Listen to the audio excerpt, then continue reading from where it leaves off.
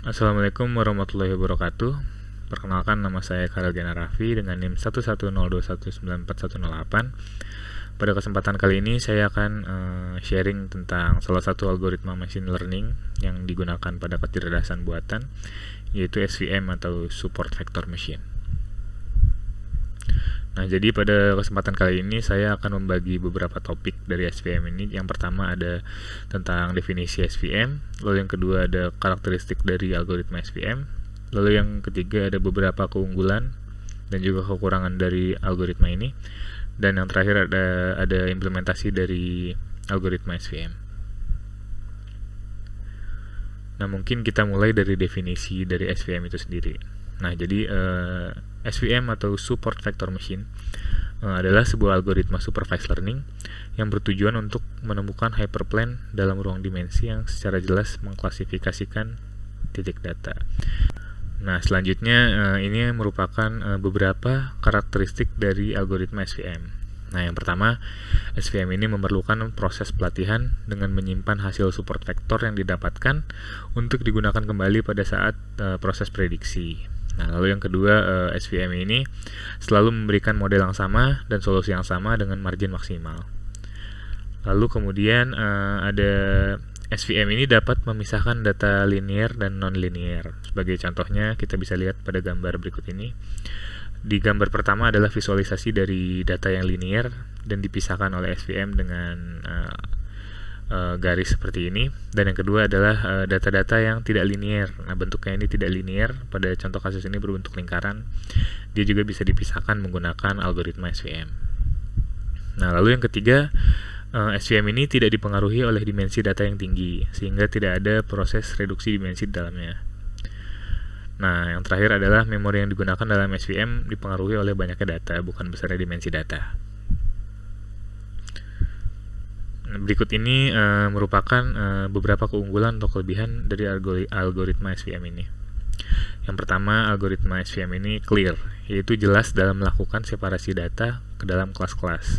Nah, jadi saat kita menggunakan algoritma SVM, kita dapat dengan jelas melihat atau juga melakukan separasi data ke dalam kelas-kelas yang ada. Lalu selanjutnya memori. Nah, algoritma SVM ini memiliki keunggulan di memori, yaitu yang tidak menghabiskan banyak memori karena menggunakan training point dari support vector. Lalu yang ketiga ada high dimension. Nah, ketika kita ingin melakukan klasifikasi data dengan jumlah dimensi yang cukup besar, nah algoritma SVM ini sangat cocok dan efektif untuk melakukan klasifikasi data-data dengan dimensi yang tinggi. Oke, selanjutnya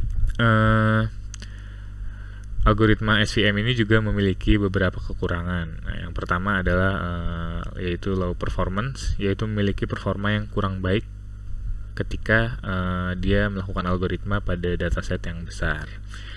Nah, lalu selanjutnya yang kedua adalah noise, yaitu dia bekerja kurang baik saat kelas-kelas ini tidak unik atau distinct.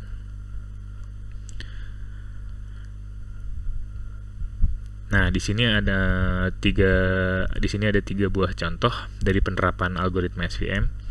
Yang pertama ada breast cancer detection, yang kedua ada face detection, dan yang ketiga adalah handwriting recognition. Nah, yang pertama bisa kita lihat breast cancer detection ini, algoritma SVM ini melakukan klasifikasi data tumor, apakah tumor tersebut diklasifikasikan menjadi tumor yang jinak atau yang tidak jinak. Nah, lalu yang kedua di face detection ini, algoritma SVM ini melakukan klasifikasi pada sebuah digital image, yaitu apakah dalam image tersebut terdapat sebuah muka atau face atau tidak. Nah, biasanya algoritma ini bisa kita temukan di ponsel-ponsel zaman sekarang atau kamera-kamera zaman sekarang yang saat saat ingin melakukan foto, dia layar akan menunjukkan sebuah kotak pada wajah-wajah yang ada di layar tersebut. Nah, lalu yang terakhir ini adalah handwriting recognition, yaitu dia melakukan rekognisi misalkan salah satu contohnya adalah pada tulisan tangan di sebuah kertas, dan lalu dia bisa melakukan interpretasi tulisan tangan tersebut ke dalam komputer. Nah, biasanya algoritma ini diterapkan pada aplikasi-aplikasi scanner yang ada di ponsel.